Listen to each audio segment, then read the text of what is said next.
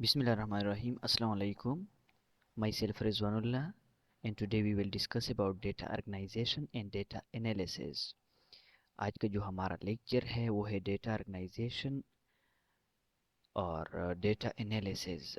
आज के इस लेक्चर में हम डेटा ऑर्गेनाइजेशन और डेटा एनालिसिस के बारे में बात करेंगे कि डेटा क्या है और डेटा ऑर्गेनाइजेशन क्या है, डेटा एनालिसिस क्या है, डेटा को ऑर्गेनाइज किस तरह करते हैं, डेटा को एनालाइज किस तरह करते हैं। तो इन सारे क्वेश्चन के बारे में हम डिस्कस करेंगे। तो आइए टॉपिक की तरफ आते हैं कि पहले डेटा को डिस्कस करते हैं कि डेटा असल में है क्या चीज़। तो डेटा क्या है? डेटा इंफॉर्मेशन है। असल में ये डेटा इंफॉर्मेशन है, मालूमात है, जो किस फॉर्म मुख्तलिफ फॉर्म में होते हैं। ये मालूमात इंफॉर्मेशन सच एज नेम्स की फॉर्म में, डेट्स, नंबर्स, वैल्यूज़, इन सबको क्या कहते हैं? ये इंफॉर्मेशन होते हैं और इन सबको हम क्या कहते हैं? डेटा कहते हैं।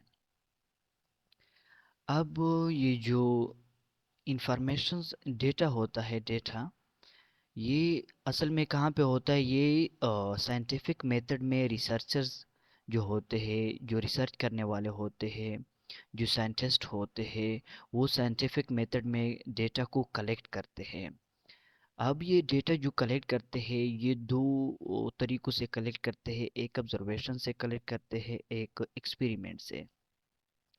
जो डेटा ऑब्जर्वेशन से कलेक्ट करते हैं वो हाइपोथेसिस बनाने के लिए इस्तेमाल करते हैं, और जो डेटा एक्सपेरिमेंट से कलेक्ट करते हैं, एक्सपेरिमेंट करते हैं, उनसे जो डेटा कलेक्ट करते हैं उस डेटा को रिजल्ट बनाने के लिए इस्तेमाल करते हैं।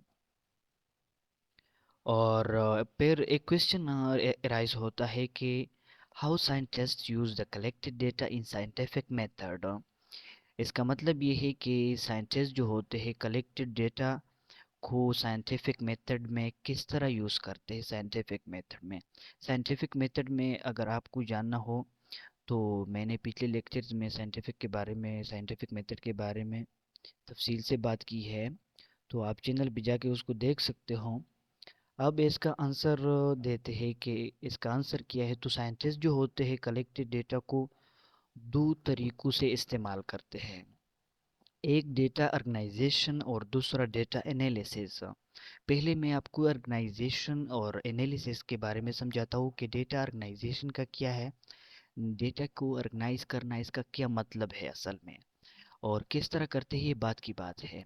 और डेटा की जो एनालिसिस करते हैं इसका मतलब क्या है, एनालिसिस और ऑर्गेनाइज करना। तो डेटा को ऑर्गेनाइज करने का मतलब ये है कि डेटा को जो उस रिसर्चर साइंटिस्ट ने कलेक्ट किया होता है उसको एक खास शक्ल देना, एक खास स्पेसिफिक स्ट्रक्चर देना, तो इसको ऑर्गेनाइजेशन कहते हैं। अब ये ऑर्गेनाइजेशन जो खास स्ट्रक्चर देते हैं, डेटा को ऑर्गेनाइज करते हैं, खास स्ट्रक्चर देते हैं, तो ये किस फॉर्म में लिखते हैं? ग्राफ्स में लिखते हैं, टेबल्स की फॉर्म में, फ्लो चार्ट्स, मैप्स या डायग्राम्स की सूरत में लिखते हैं। तो इसको क्या करते हैं? ऑर्गेनाइज करना। अब उसके बाद क्या होता है? Data analysis. डेटा की एनालिसिस का मतलब क्या है? जो डेटा जो होता है उससे मीनिंगफुल इंफॉर्मेशन निकालना, जो काम के हो वो मीनिंगफुल इंफॉर्मेशन निकालना, और डेटा को क्या करना? कंक्लूड करना, समराइज करना। ये एनालिसिस, इस एनालिसिस का मतलब ये है। तो डेटा की जो एनालिसिस होती है ये ऑर्गेनाइजेशन के बाद होती है। जब जो ऑर्गेनाइज डेटा होता है, जो पहले डेटा को ऑर्गेनाइज करते हैं, अब जो ऑर्गेनाइज डेटा होता है उसी क्या करते हैं? एनालिसिस में फिर मीनिंगफुल इंफॉर्मेशन उससे निकालते हैं और उसको समराइज करते हैं, कंक्लूड करते हैं। तो किस तरह एनालाइज करते हैं डेटा को?